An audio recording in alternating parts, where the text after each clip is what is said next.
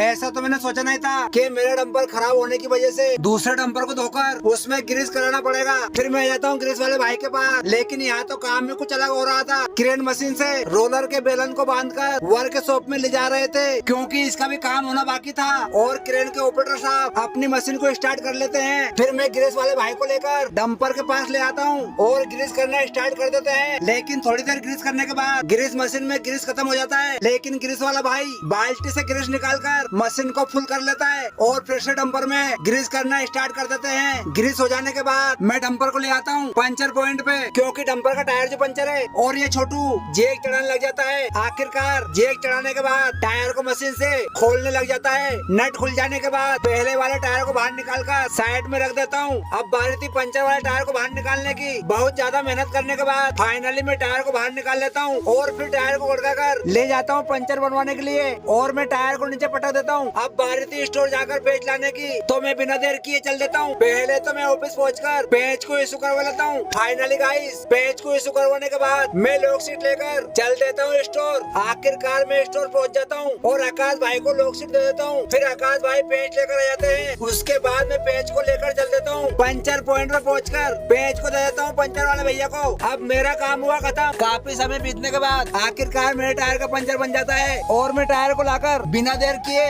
Tyre को लगा देता हूँ। टायर को लगाने के बाद अब बारी थी नट को लगाने की, तो अपने हाथों से थोड़े थोड़े नट को कस देता हूँ और अब पूरी तरह से नट को टाइट कर देते हैं मशीन से।